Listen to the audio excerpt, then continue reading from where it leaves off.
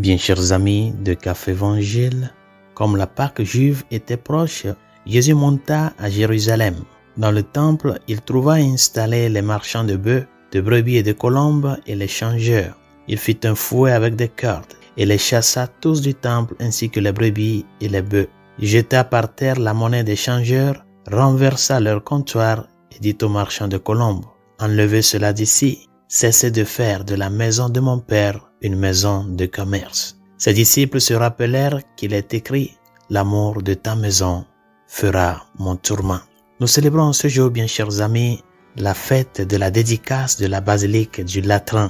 Nous continuons ces jours-ci à célébrer l'église. Le samedi et le dimanche dernier, nous avons célébré l'église invisible, c'est-à-dire ceux qui jubilent déjà de la gloire de Dieu, tous les saints, et nos frères et sœurs qui nous ont devancés dans ce chemin de foi et qui aussi aspirent parvenir à cette gloire-là, qui sont les défunts que nous avons commémorés le dimanche dernier. Et aujourd'hui, la liturgie nous invite à fixer nos yeux sur l'église visible, ce que nous voyons au jour le jour, et plus particulièrement à travers la fête de la dédicace de la basilique du Latran. La basilique du Latran se trouve à Rome, et cette basilique a été construite et érigée autour du IVe siècle, juste à côté du palais de Latran, qui a été pendant plusieurs années la résidence des papes. La dédicace de cette basilique dont nous célébrons la fête en ce jour, certains peuvent se demander pourquoi nous sommes au dimanche et quelle est cette fête si importante que même tombant sur dimanche, elle est maintenue. La dédicace de la basilique de Latran est un grand signe qui montre le pas et la sortie de l'assemblée chrétienne depuis l'enfermement dans les catacombes aux splendeurs des basiliques. C'est-à-dire, l'Église, comme nous le savons, tout au début, a été vraiment persécutée. Et donc, les chrétiens, pour cette persécution, avaient l'habitude de se réunir dans les catacombes, ces cimetières souterraines où les chrétiens enterraient leurs morts, ceux qui sont persécutés, ceux qui sont martyrisés tout au long de ces moments de persécution. Ils les enterraient là-bas dans les cimetières souterraines, et c'est là où ils se rassemblaient pour célébrer la liturgie, pour célébrer l'Eucharistie. Et donc, cette dédicace de la basilique de Latran nous montre le pas décisif de l'Église des catacombes à la visibilité des grands édifices ecclésiaux. Mais quelle est l'importance et que signifie une dédicace? Bibliquement, la dédicace, c'est une action de réserver ou de consacrer quelque chose pour l'usage sacré, soit les personnes, les lieux ou les temps. Cela implique que cette réalité dédiée pour l'usage sacré est totalement réservée à Dieu. Et qu'est-ce que cela signifie? Elle doit être respectée, l'obéissance, aimée, l'amour, et préservée avec un sens de loyauté. Et c'est ça au fond ce qu'est la dédicace d'une église. Une église qui est dédicacée, cette église ne peut plus servir à autre chose en dehors de la célébration des mystères de notre salut. Et c'est pour cela d'ailleurs, ceux qui ont une fois participé à des célébrations de dédicaces d'une église doivent le voir.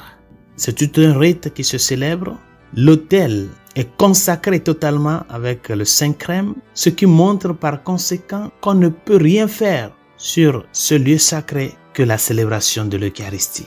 L'autel est seulement et uniquement réservé à célébrer l'Eucharistie. Et l'église qui abrite l'autel, par conséquent, ce qui est dans l'église, qui est consacré, fait de l'église elle-même consacrée. Ce lieu-là qui abrite l'autel ne peut être autre chose qu'un lieu sacré. Si la liturgie nous demande de célébrer aujourd'hui l'anniversaire de la dédicace de la basilique de Latran, c'est pour deux raisons au moins. La première des choses, c'est que dans cette célébration, chaque communauté locale de rite latin, chaque église, là où tu te rends tous les dimanches pour célébrer, chaque communauté locale se rappelle et célèbre la dédicace de sa propre église, qu'elle soit petite ou grande. Pourquoi? Parce que la basilique du Latran, c'est la cathédrale de Rome. Et quand nous parlons de la cathédrale de Rome, nous sommes en train de dire que c'est là que siège la cathèdre de l'évêque de Rome, qui est le pape. Et si le pape est le principe d'unité, l'évêque de Rome est le principe d'unité de toutes les églises du monde, par conséquent, elle est très importante la célébration de cette fête pour manifester notre unicité comme église. L'église, elle est une parce que le Dieu que nous adorons, le Dieu à qui nous rendons culte, est le Dieu un. Ça, c'est très important. C'est ça la première des choses que nous devons savoir. La basilique de Latran, c'est la cathédrale de Rome, c'est la cathédrale du pape comme évêque de Rome. Ce n'est pas la basilique de Saint-Pierre. Et par conséquent, le pape étant le principe d'unité de l'église, c'est lui qui a fermé ses frères dans la foi. Toutes les églises sont appelées à tourner les yeux sur le principe d'unité, celui qui nous maintient et qui doit nous maintenir unis autour du Christ, notre unique sauveur et rédempteur. La deuxième des choses que nous rappelle cette célébration, c'est que bien que, comme Saint Paul le dit dans la deuxième lecture de ce jour, nous sommes tous temple de l'Esprit Saint, notre corps est le temple de l'Esprit Saint, c'est-à-dire la maison que Dieu est venu construire au milieu de nous, c'est toi et c'est moi. Bien que c'est ainsi, il est très important de se rappeler que l'Église telle que l'a voulu Dieu, il l'a voulu comme un peuple. Bien que chacun d'entre nous est une construction, est une Église, parce que par le baptême, nous sommes Église, cette Église-là que tu es appelé à t'unir à tes frères comme peuple de Dieu. Dieu a choisi Abraham et d'Abraham est sorti un peuple. Et ce peuple-là, qui est le peuple d'Israël, va être une préfiguration du nouveau peuple de Dieu qu'est l'Église. Elle est toujours voulue par Dieu comme un peuple. Et quand nous parlons de peuple, nous parlons d'une assemblée qui est appelée à se réunir. Et l'assemblée qui se réunit doit se réunir dans un lieu. Et le lieu où il se réunit, c'est le lieu où Dieu lui-même réside. Par conséquent, nos églises sont des lieux sacrés où le peuple de Dieu se réunit pour rencontrer son Dieu dans la célébration des mystères de notre salut, dans l'action de grâce et avec un sens de révérence. C'est pour cela, cette fête doit nous amener à prendre conscience d'au moins 3 choses. La première, comment nous respectons le temple, l'église, le lieu où Dieu rencontre son peuple. Quel respect nous donnons à l'église, qui est ce lieu-là où nous venons célébrer les mystères de notre foi. C'est très important. D'autre part, comment est-ce que nous prenons soin de l'église pour qu'elle soit toujours un lieu de bienvenue pour la célébration des mystères de notre salut? Quels soins nous donnons à l'église? Comment est-ce que nous la maintenons à travers nos contributions? Parce que ça aussi c'est très important. Si nous savons vraiment que c'est ce lieu-là où nous venons pour nous nourrir, à chacun de nous de prendre conscience que c'est nous qui devons prendre soin et maintenir ce lieu-là pour que soit toujours et toujours cette place-là qui est source de vie pour nous. Et quelle révérence nous réservons à l'église, tout en sachant que Dieu est là, le Saint-Sacrement est là, il est présent. Là où 2 ou 3 sont réunis à mon nom, je suis là au milieu d'eux, il a dit. Quelle révérence nous donnons à l'église? Par exemple, comment est-ce que nous venons habillés à l'église? Est-ce que nous savons que c'est un lieu sacré? Est-ce que nous respectons ce lieu sacré-là? Nous rendons révérence à ce lieu-là avec notre habillement, notre présentation? Des fois, des gens transforment l'église en un marché.